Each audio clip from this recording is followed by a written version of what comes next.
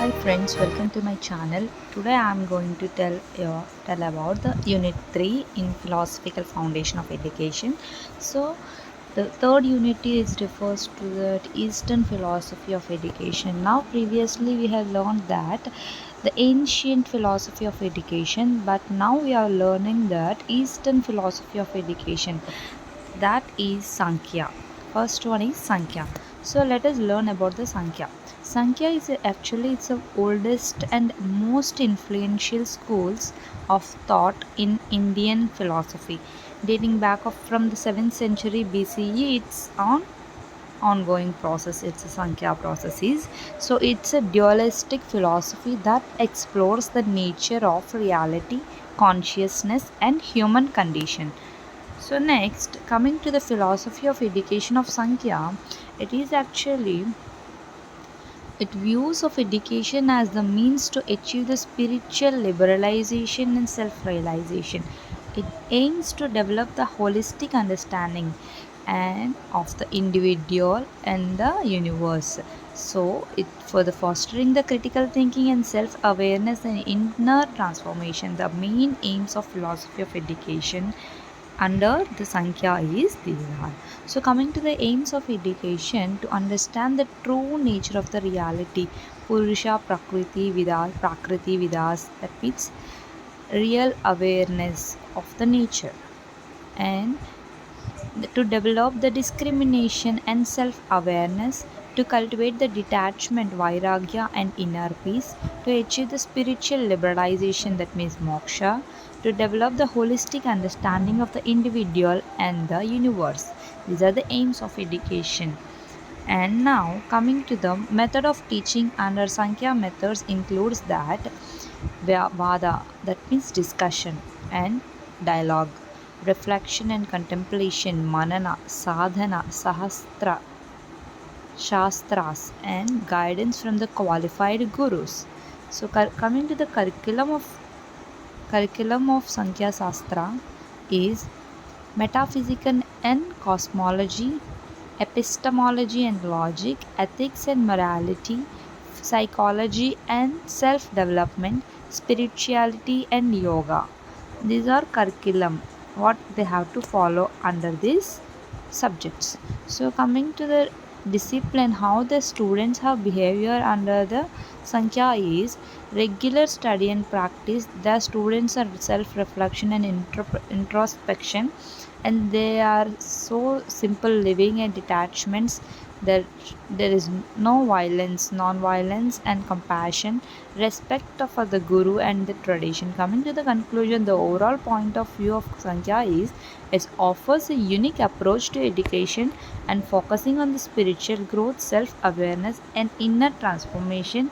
Its holistic and integrated approach aims to develop the individual who are wise, compassionate, and liberated. So coming to the next one is yoga. Yoga is normally known as a meditation, right? For the self peace and maintenance of a mind. In a fluctuated mind will control through the yoga. So yoga philosophy is also holistic integrated approach to the life, aiming to the unite body, mind, spirit. It originated in India over the 5000 years before only. So the coming to the philosophy, here it means the process of self discovery, personal growth, and spiritual development of a particular individual. So it aims to cultivate aware, compassionate, and balanced individuals who can contribute to a harmonious society. And now coming to the aims of yoga education is to develop the holistic understanding of the individual, only main here. So to cultivate the physical, mental, spiritual well-being, to develop the self-awareness, self-acceptance, and self-expression, to foster the compassion, empathy, and social responsibility, to achieve the spiritual growth and self-realization. So coming to the method of teaching, here the yoga means learning, teaching the yoga methods and yoga asanas. So coming to the method of teaching, so postures, asana postures, and the meditation and relaxation techniques, yoga philosophy, and psychology, self inquiry and journaling, and group discussion and community building. So, coming to the curriculum, what are the subjects under this? Yoga philosophy is learned that asana practice, pranayama and breath work, and yoga philosophy and history, anatomy and physiology, meditation and mindfulness practices, yoga psychology, and self development. These are all followed under this yoga sastra. And now coming to the discipline, how the yoga education emphasize the discipline in the individual means regular asana pranayama practice. So regular practice is maintained and meditation and self-reflection, healthy lifestyle and diet, self-study and personal growth, and respect for the guru and tradition. So to conclude overall, this yoga education is to offers a unique approach to education focusing on the holistic development, self-awareness, spiritual growth.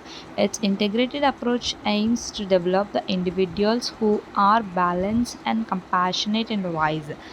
So next coming to the Vedanta education philosophy, it's a Vedanta means the school of Hindu philosophy here. So it's a nature of reality and consciousness and ultimate truth.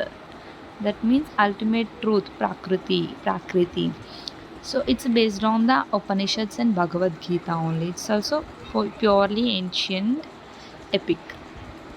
So now we coming to the philosophy of education. Vedanta views education as a means to achieve the spiritual liberalization and self-realization.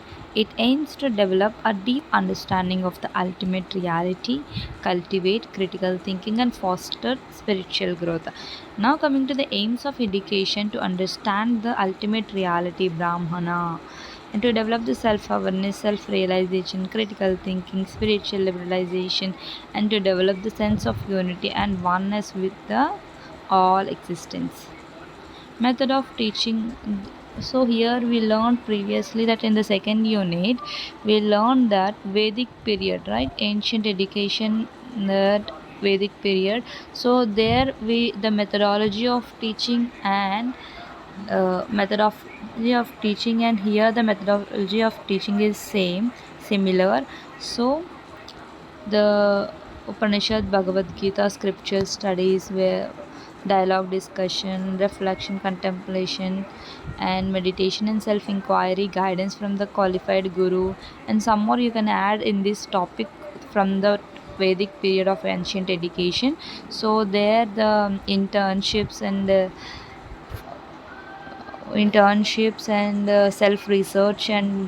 self research, manana sravana, these are you can add in this method of teaching. And coming to the curriculum of the Vedanta education is Upanishads, Bhagavad Gita studies, Vedanta philosophy and metaphysics. So here also you can add the two types of vidyas under the uh, Vedic period, Paravidya and Aparavidya.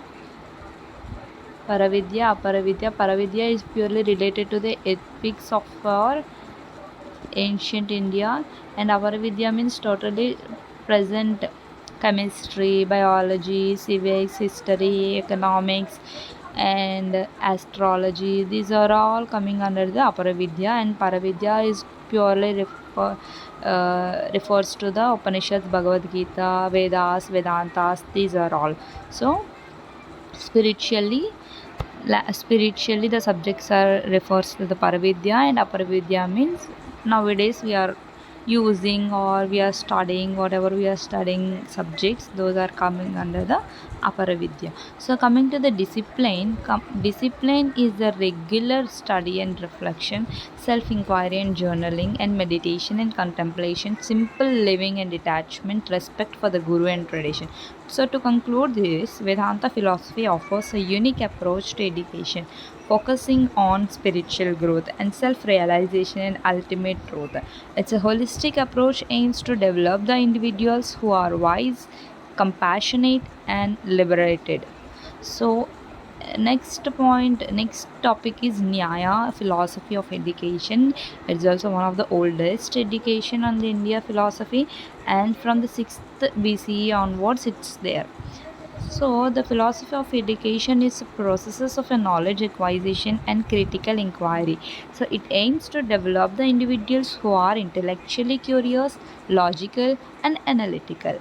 So, next point is coming to the aims of education to develop the critical thinking, problem solving skills, intellectual curiosity, and love of our learning, to acquire the knowledge and understanding the world, to develop the logical reasoning and argumentation skills, and to achieve the intellectual liberalization and self realization.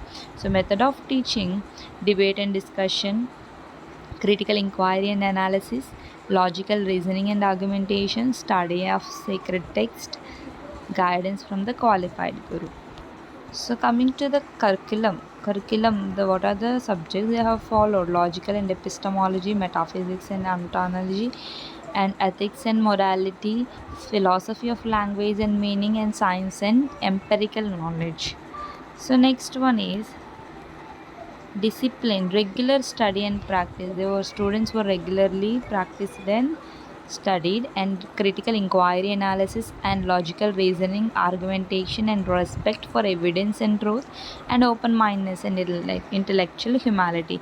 To conclude, this Nyaya philosophy is a unique approach to the education, focusing on the critical thinking, intellectual curiosity, and logical reasoning. It's rigorous an analytical approach aims to develop the individual who are intellectually liberated and self realized. So, coming to the idealism. So, now these are all.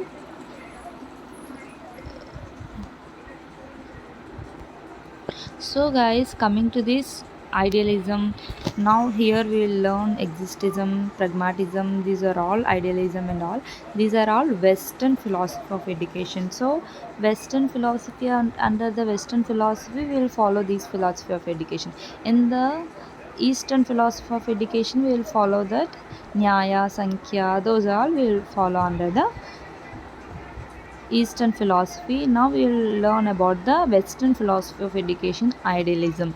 So, coming to the point of idealism, philosophy of education, it's a important. It here it gave the importance only main to the mind, spirit, ultimate reality. In education, idealism focuses on the development of the individual intellectual and spiritual powers. Coming to the philosophy, here it mainly aimed to the develop the individual's potential for wisdom, virtue, and spiritual growth. They emphasize on the importance of intellectual and moral development and cultivation of aesthetic and spiritual values.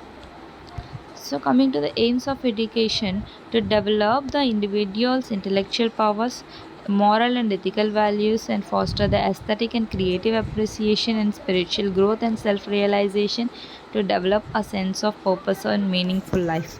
So, coming to the method of teaching, Socratic dialogue and discussion. So here also it follows same discussion, dialogue, and lecture and exposition, reflection and contemplation, writing and self-expression, guidance from the qualified mentor. So coming to the curriculum, here they have followed that literature and philosophy, history, cultural studies, language and linguistics, mathematics and logic, art, music, aesthetics.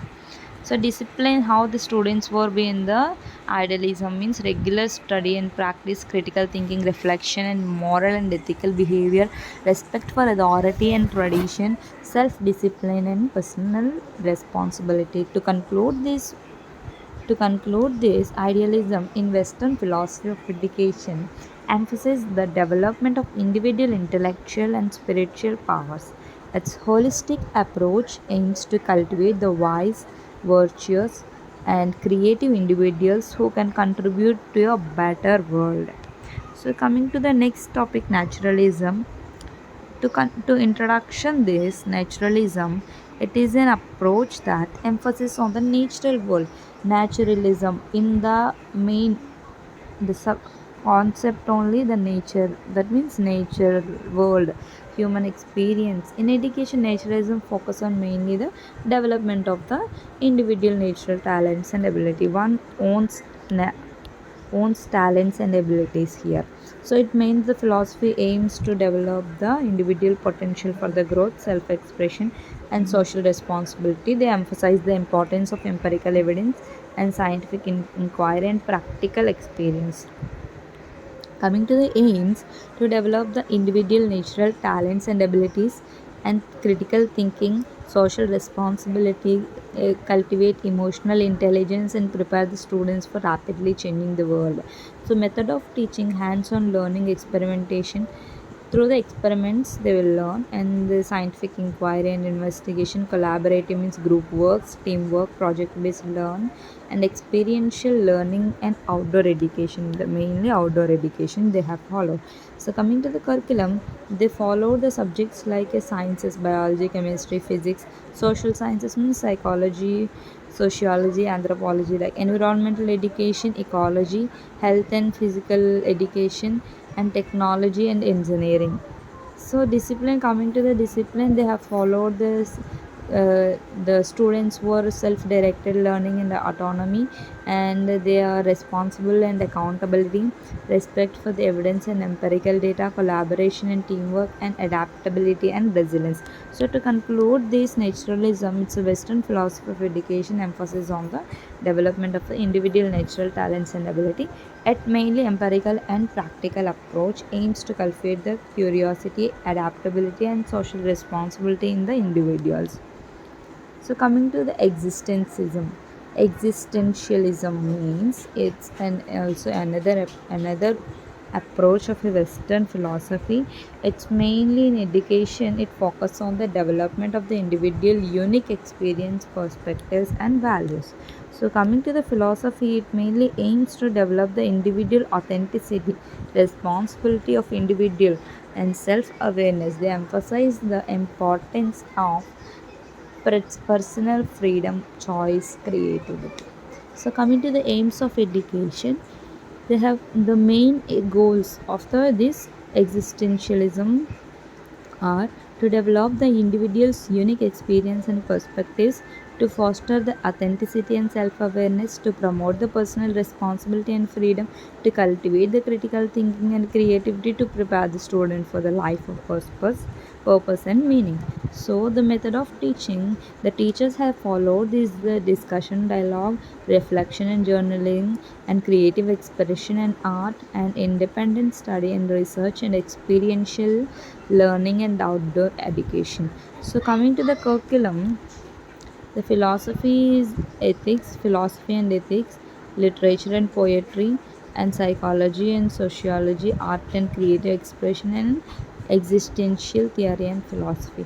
So, how the students were in the existentialism in the means, they were personal responsibilities and accountability.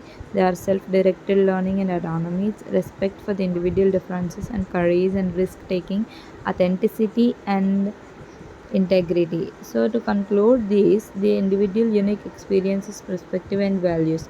So, it focuses mainly on the personal freedom, choice, creativity, aims to cultivate the authentic, responsible, and self awareness individual who can create their own meaning of life. So, coming to the next topic is pragmatism. So, the pragmatism also same look like same similar. So here also practically experimentation, problem solving.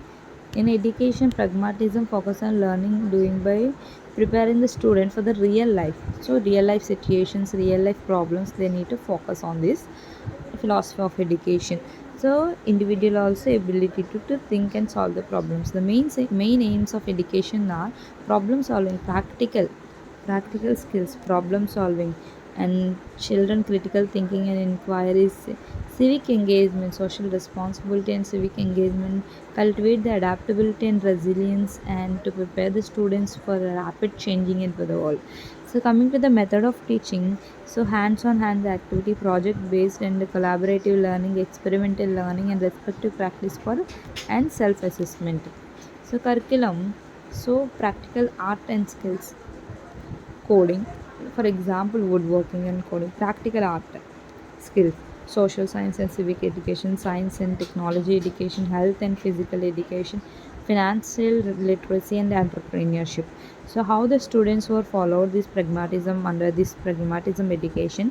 So, self-directed learning and autonomy, responsibility and accountability, resilience, adaptability, collaboration and teamwork, reflective practice, and self improvement. To conclude this, The main is problem solving, critical thinking, and social responsibility.